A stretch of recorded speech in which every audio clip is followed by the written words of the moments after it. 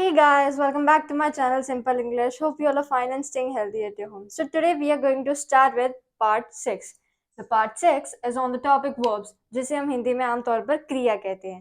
क्रिया का मतलब होता है किसी भी काम के होने या करने का जिस सेंटेंस में या वर्ड में पता लगे उसे हम क्रिया कहते हैं. तो इंग्लिश में उसे कहते हैं, वर्ब की डेफिनेशन होती है, a verb is a word that describes what the subject of a sentence is doing. मतलब कि कोई भी काम कैसे और कब हो रहा है वो अगर हमें पता चले तो उसे हम वर्ब कहते हैं. तो वर्ब्स होते हैं 3 टाइप्स के. पहला टाइप है ट्रांसिटिव वर्ब, और सेकंड है इनट्रांसिटिव वर्ब, और थर्ड है ऑक्सिलरी वर्ब. सो जो ट्रांसिटिव वर्ब है उसे हम कहते हैं आमतौर पर सकर्मक क्रिया, इनट्रांसिटिव वर्ब को कहते हैं अकर्मक क्रिया, और ऑक्सिलरी वर्ब को कहते हैं सहायक क्रिया. तो ट्रांसिटिव वर्ब की डेफिनेशन है when the action of verb passes from the subject to the direct object. मतलब जब कोई पर्टिकुलर इंसान कोई भी पर्टिकुलर काम कर रहा है, एक सेंटेंस में हमें डिस्क्राइब किया गया कि ये इंसान, for example, Ram saw a snake in the जू.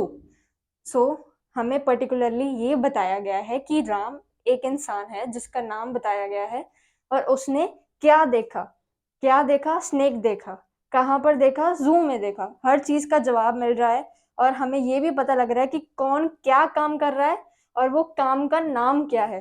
तो अगर हमें इस सब चीजों का मतलब पता लग रहा है, हर एक चीज का मतलब हमें पता लग रहा है कि यार ये काम हो रहा है और ये काम किसके द्वारा हो रहा है, किसके थ्रू हो रहा है, तो वो होगा ट्रांसिटिव वर्ब.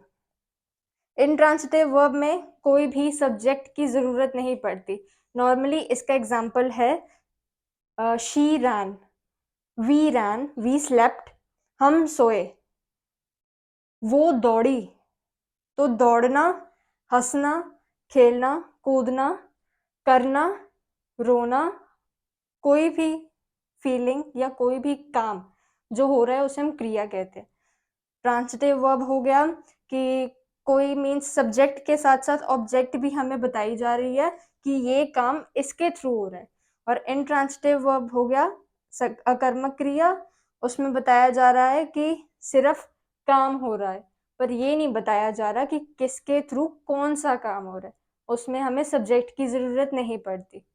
सो इसमें हम ये कहेंगे, इनट्रांसिटिव वर्ब में हम ये कहेंगे कि शी स्लेप्ट, वो सोई.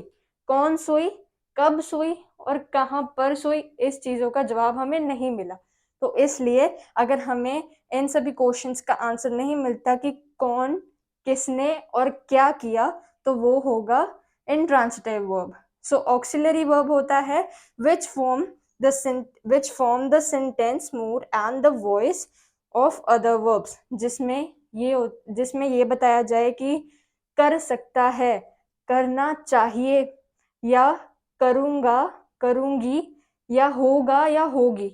सो जिसमें हमें पास्ट में, प्रेजेंट में और फ्यूचर में ये चीज बताई जा रही हो कि ये काम होने वाला है, ये काम हो चुका है, या ये काम हो रहा है.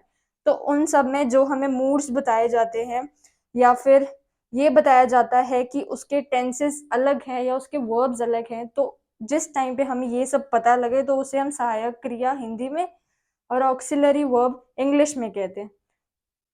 For example, we shall go to Delhi, हम शायद दिल्ली जाएं. विल और शैल में बहुत ज्यादा फर्क नहीं है, दोनों सेम सेम है, बट जो विल होता है वो डेफिनेटली होता है.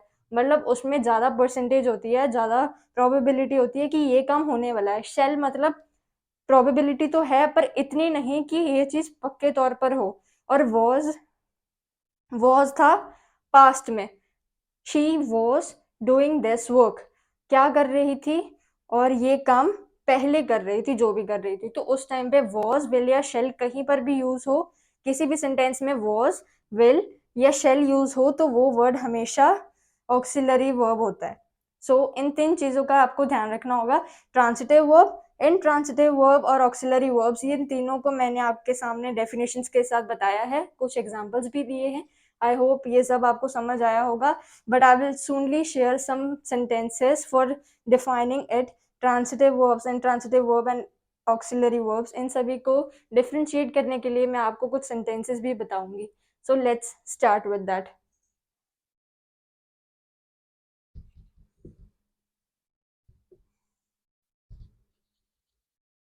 सो ये हैं कुछ सेंटेंसेस जो मैंने आपको एक एग्जांपल के तौर पर अभी समझाना है. तो पहला है ट्रांजिटिव वर्ब्स, जिसमें ये पता लग रहा है कि ये जो सब्जेक्ट है वो ऑब्जेक्ट के साथ दिया होता है.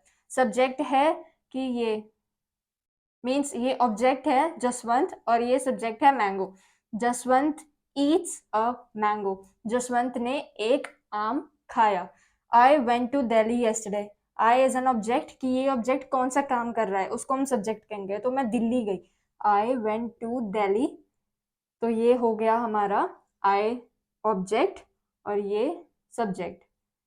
This is subject Delhi. तो ये जो होते हैं ट्रांजिटिव वर्ब्स, इनमें हमें साफ साफ क्लियरली ये चीज पता लगती है कि इसमें कौन सा इंसान क्या काम कर रहा है या फिर किसके थ्रू कौन सा काम हो रहा है. तो अगर हमें ये पता लग रहा है कि किसी के थ्रू कौन सा काम हो रहा है तो वो हमेशा होगा ट्रांजिटिव वर्ब्स. और जो सेकंड है ही वीप्स. ही वीप्स मतलब वो रोता है. वो रोता है. तो अगर हमें ऐसे शॉर्ट फॉर्म में सेंटेंसेस बताए जा रहे हो, ही रैन, जैसे कि यहाँ पर है सेकंड, राम रैन, इसमें डायरेक्टली ऑब्जेक्ट और सब्जेक्ट दिया हुआ है डायरेक्टली, बीच में कोई भी चीज वर्ब वगैरह कुछ भी यूज नहीं हुआ है. और अगर ये चीज में सिर्फ सब्जेक्ट और ऑब्जेक्ट ही दिया हो तो उस टाइम पर हम इन्हें कहेंगे इंट्रांसिटिव वर्ब्स, क्योंकि इसमें डायरेक्टली बताया गया है कि वो इंसान क्या कर रहा है, बट पर्टिकुलरली नहीं बताया गया कि वो इंसान कौन सा काम किस समय में और कब कर रहा है. तो उस टाइम पे अगर हमें ये ना पता लगे कि ये काम कब और किस समय पर हो रहा है तो उस टाइम हम उन्हें कहेंगे intransitive verbs. I was writing a letter. मैं लेटर लिख रही थी या लिख रहा था.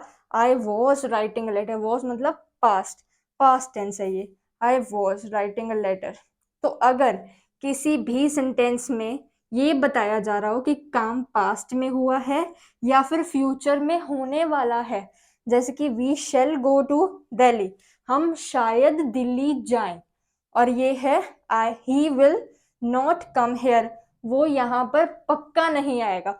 विल का मतलब होता है प्रोबेबली कि ज्यादा चांसेस हैं कि ये काम होगा या नहीं होगा. और ये जो शेल है वो प्रोबेबली ये तो हमें बताता है कि ये काम होगा, पर ये नहीं पता कि इसके कितने ज्यादा चांसेस है. शेल का मतलब विल से हमेशा कम होता है. विल का मतलब ज्यादा होता है कि ये चांसेस पक्के पक्के है. शेल का मतलब होता है कि इसके चांसेस थोड़े कम है कि ये काम हो. तो we shall go to Delhi, हम शायद दिल्ली जाएं. और थर्ड है he will not come here, वो यहाँ पर पक्का नहीं आएगा. तो सो ये तीन सेंटेंसेस हैं जिसमें वॉज, शेल और विल यूज हुआ है. यहाँ पर अगर वर्ब्स के टॉपिक में आपको पूछा जाए कि विल, शेल और वॉज कहाँ पर यूज होते हैं तो आप हमेशा उससे डिफाइन करेंगे कि वो ऑक्सिलरी वर्ब्स होते हैं, क्योंकि सिर्फ एक ऑक्सिलरी वर्ब्स ही हैं जिसमें ये बताया जाता है कि काम पास्ट में हो चुका है या होने वाला है और इसके कितने चांसेस हैं.